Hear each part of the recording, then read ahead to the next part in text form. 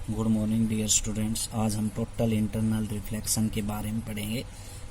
इसकी short form होती है TIR। TIR होता क्या है? Bundle of ray of light start from denser medium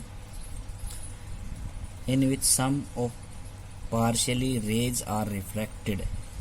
A bundle of rays मतलब कि रेज का एक बंडल है, रे ऑफ लाइट जो आ रही हैं वो स्टार्ट होती है डेंसर मीडियम से। In which some of partially rays are reflected, कुछ उनमें से रेज हैं वो रिफ्लेक्ट हो जाती हैं। एंड सम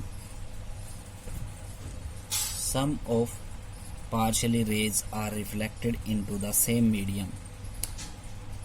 कुछ रेज जो होती हैं वो रिफ्लेक्ट हो जाती है, कुछ रिफ्रैक्ट हो जाती हैं उसी मीडियम के अंदर। तब एक incident angle greater than critical angle बनता है, तो उस समय TIR हैपन होता है। ठीक है। रिफ्लेक्टेड और रिफ्रैक्टेड का मतलब क्या होता है? रिफ्रैक्टेड रेज वो रेज होती हैं जो एक मीडियम से दूसरे मीडियम के अंदर क्रॉस करके अपने पाथ से विचलित हो जाती है, उसको हम रिफ्रैक्टेड कहते हैं। रिफ्लेक्टेड का मतलब एक मीडियम से और किसी चीज़ से टकराकर वो वापस उसी मीडियम के अंदर लौट जाती है, उसको हम कहते हैं रिफ्लेक्टेड रेज।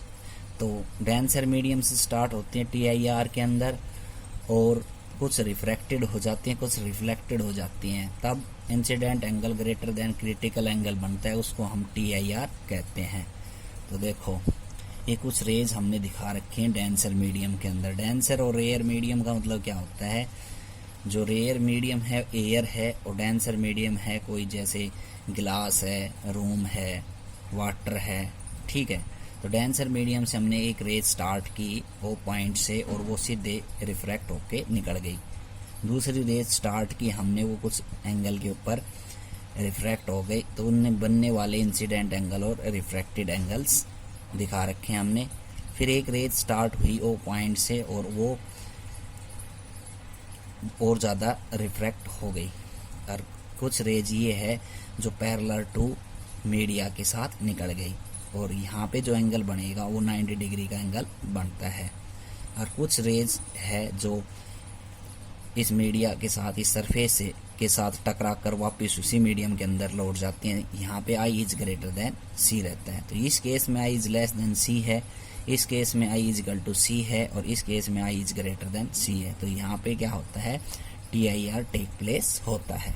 रे of light start from point O in denser medium strike on the interface at point A and partially refracted into another medium। तो पहले पॉइंट में हमने यही बताया था कि रे O पॉइंट से स्टार्ट है और एक सरफेस ले रखा है। उस सरफेस का रिफ्रैक्टेड सरफेस कोई भी हो सकता है, गिलास हो सकता है और अपना मिरर हो सकता है, ये रिफ्रैक्टेड सरफेस होते हैं। और पॉलिश सरफेस हो सकता है। तो ये रे O से स्टार्ट है और सीधा रिफ्रैक्ट हो गई दूसरे मीडियम के अंदर। सेकंड केस, अनदर रे of light start from point O from denser medium after striking the pair of media it interface away from the normal. अब जैसे ये रे यहाँ से स्टार्ट हुई, ठीक, और रिफ्रैक्ट हो गई, तो ये हम नॉर्मल ड्रा करते हैं, ये नॉर्मल से दूर है, अवे फ्रॉम द। जब डेंसर मीडियम से रेयर मीडियम के अंदर कोई भी रे ऑफ लाइट जाती है, रेयर से डेंसर मीडियम के अंदर जो रे ऑफ लाइट जाती है वो अवे फ्रॉम दी, डेंसर से रेयर जाती है तो अवे फ्रॉम दी नॉर्मल रहती है, और रेयर से डेंसर आती है तो टुवार्ड्स दी नॉर्मल रहती है। Another ray of light starting from point O from denser medium is striking the surface at point C and move along the surface of the horizontal direction at point I बराबर C। तो इस case के अंदर क्या है? इस case के अंदर रे ऑफ लाइट है सरफेस से टकराकर और हॉरिजॉन्टली मीडिया सरफेस के साथ चली गई। इस केस में I बराबर क्या होता है? C होता है। और लास्ट, अनदर रे of light from point O striking at the point D and completely reflected into same medium and hence I is greater than C, then TIR occurs। तो इस केस में हमने बताया था आपको रे ऑफ लाइट या डेंसर मीडियम से स्टार्ट होके और इस सरफेस से टकराकर उसी मीडियम में लौट जाती हैं। इस केस में I is greater than C होता है। इसका मतलब incident angle greater than critical angle होता है, उस समय TIR देखने को हमें मिलता है। अब TIR की एप्लीकेशंस पढ़ेंगे हम क्या हैं और उनकी कंडीशंस पहले TIR की। अब क्रिटिकल एंगल क्या होता है? Critical angle the angle which pair of media in contact वो एंगल जो पेयर ऑफ मीडिया के कॉन्टैक्ट के अंदर बनता है as angle of incident in denser medium to the corresponding angle in refraction in the rare medium is 90 degree.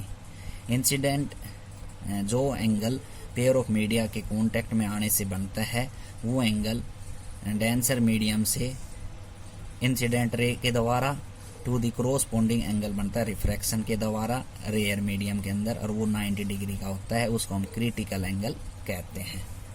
Relation between refractive index and critical angle, relation पढ़ेंगे refractive index और critical angle के बारे में। तो Snell's law लगाते हैं। तो Snell's law क्या कहता है, sine of incident angle to the sine of refracted angle is equal to constant sine I upon में साइन आर, जो एंगल बन रहा है इंसिडेंट रे के द्वारा और रिफ्रैक्टेड रे के द्वारा, वो कॉन्स्टेंट होता है यहाँ पे, और आई बराबर सी रहता है। मीन्स आई बराबर सी रहेगा तो रिफ्रैक्टिंग एंगल जो होता है 90 डिग्री का होता है। तो स्नेल्स लॉ लगाते हैं। तो स्नेल्स लॉ का फार्मूला यही है, क्या, म्यू इंटू में sine I is equal to mu into में साइन आर। ये म्यू जो रिफ्रैक्टिव इंडेक्स है वो एक डेंसर मीडियम का है और एक रेयर मीडियम का है।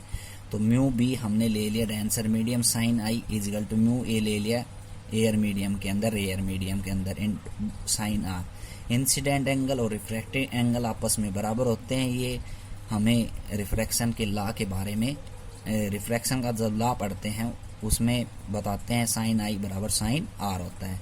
तो म्यू बी साइन सी, आई सी के बराबर है इसलिए हमने सी के बराबर रख दिया। म्यू ए साइन आर जो है 90 डिग्री के बराबर है। तो म्यू बी साइन सी किसके बराबर हुआ, साइन 90 का मान हो गया 1, और रिफ्रैक्टिव इंडेक्स एयर का होता है 1। तो म्यू बी की वैल्यू आएगी 1 अपॉन साइन सी। ये इंपॉर्टेंट है रिलेशन। कंडीशंस पढ़ते हैं TIR की। The ray of light should be going from denser to rare medium. Ray हमेशा डेंसर से रेयर मीडियम के अंदर ही जाती हैं, पहली कंडीशन। दूसरी condition, incident angle greater than रहता है क्रिटिकल एंगल के अंदर जब क्या होता है, TIR टेक प्लेस होता है, I is greater than C होता है। अब TIR के ऊपर कौन कौन से फिनोमिना है जो डिपेंड है, mirage. It is a optical phenomena of water observe in deserts on the hot summer day.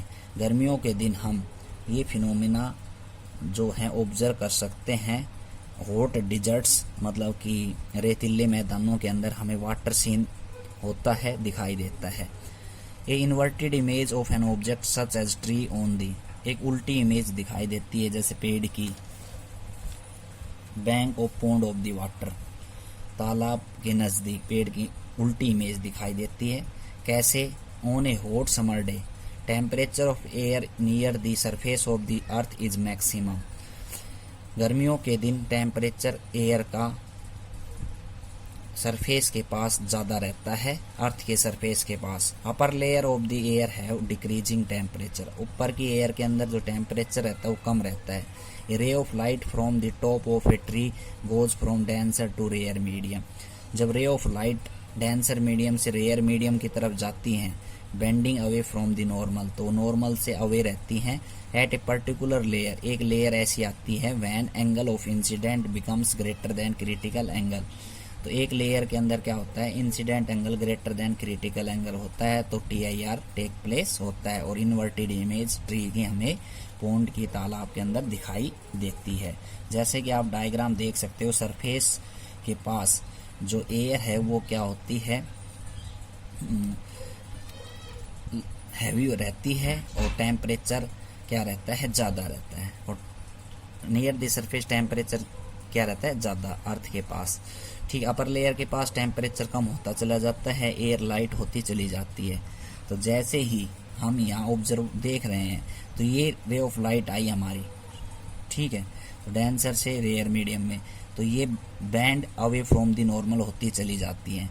तो यहाँ पे I is less than C रहता है, फिर I इज C के बराबर आ जाता है। और फिर एक ऐसी कंडीशन आती है यहाँ पे जब I is greater than C रहता है, तो ये जो इमेज हमें उल्टी दिखाई देती है इसकी, तो ये TIR की कंडीशंस रहती है।